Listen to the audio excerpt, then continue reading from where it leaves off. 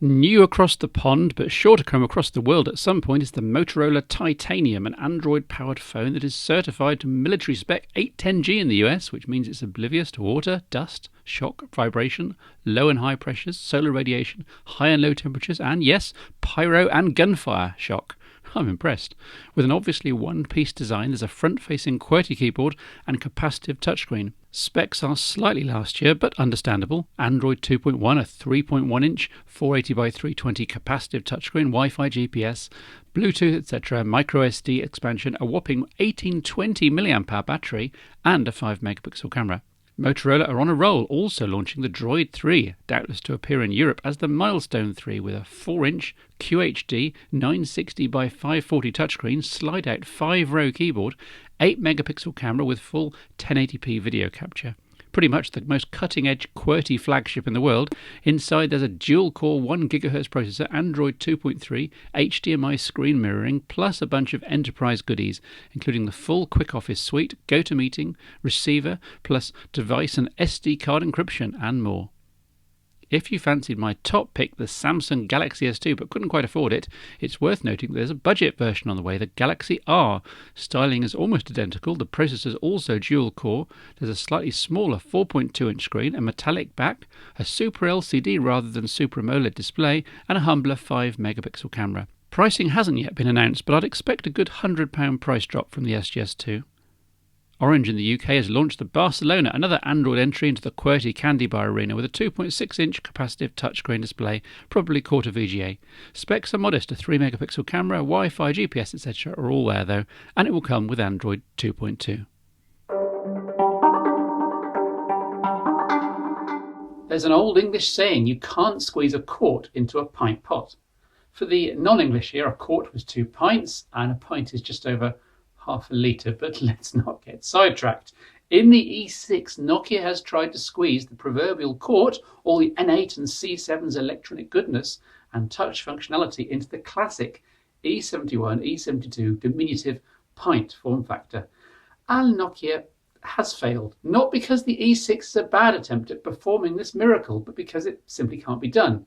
The QWERTY candy bar form factor, look, here's the BlackBerry Curve, the Samsung Galaxy Pro, even the Nokia E72 itself. It's a bit of a niche in the phone world. A large niche to be true, but a niche nevertheless. It has two advantages. Always available QWERTY, of course, plus monoblock construction, so it's robust and long-lived.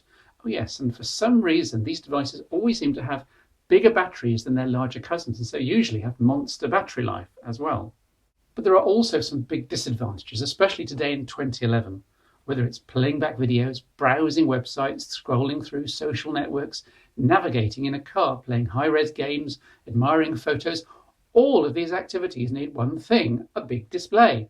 3.5 inches minimum maybe, ideally 3.7 inches or even 4 inches. And the E6's 2.4-inch screen just doesn't quite cut it. Aggravating this further, it's 2.4 inches landscape, which means that Symbian, like other mobile OS, has always been slightly more portrait-friendly than landscape, and it struggles occasionally, and you'll have to swipe and drag more here than you're normally accustomed to on a phone.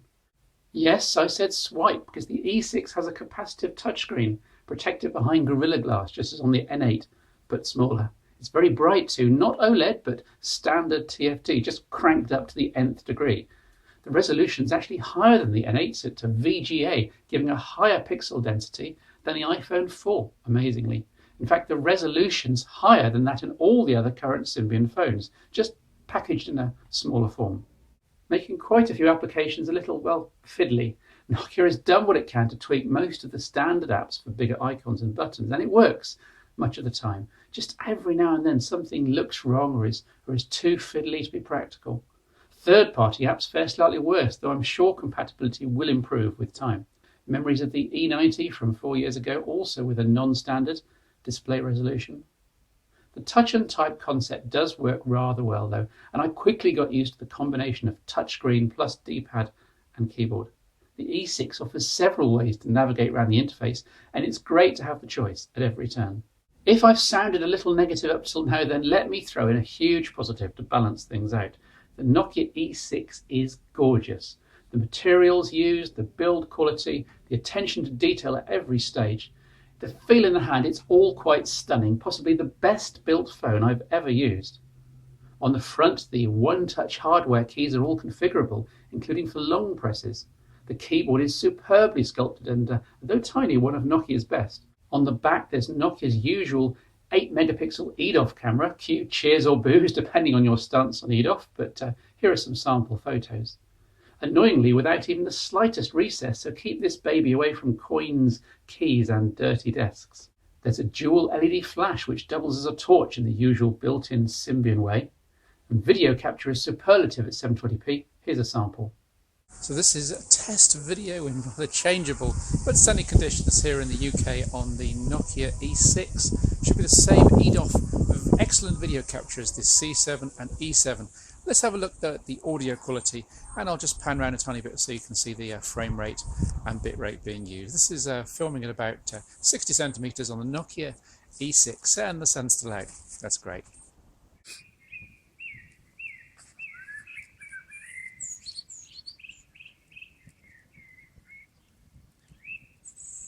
Playing back video is very capable too, with a decent loudspeaker on the E6. But you're not going to watch anything for too long on a 2.4-inch screen. Plus, under a blacker than black battery cover and stainless steel is my favourite phone battery of all time, the lithium polymer BP4L, used by Nokia in over a dozen smartphones now, which can power the E6 through 2 days of moderately heavy use on one charge. And it takes all of 10 seconds to swap it out for a spare. Under the hood, there's 8GB mass memory plus micro SD, so no having to choose with this smartphone. There's both 2mm and micro USB charging. Yay.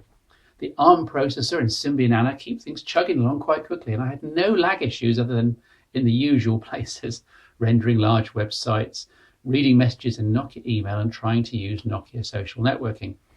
These 3 core modules really could do with more oomph behind them, to be honest. The rest of the software is much as it was for Symbian 3. The star of the show, as always, is the superb Obimaps navigation system. I'd have fallen over myself to get my hands on the E6 2 or 3 years ago. It's a huge amount of functionality in a very small and perfectly formed package. And for those that love this form factor, it can still do the job very well. But it's so tough to go back to a 2.4-inch screen once you've tried using the 3.5-inch screened N8 or the 4-inch screened E7 day to day. But maybe that's just me. My heart says that the E6 deserves a place on the 2011 rostrum, but my head disagrees, and it's hard to recommend this to a wide viewership. Look, if you're right for the Nokia E6 and it's right for you, you've probably already bought one, in which case you'll have made up your own mind. For the rest of you, I give you the E6, a Nokia engineering triumph that's let down a little by software and by the limitations of its own existence. Now there's a philosophical note to end on.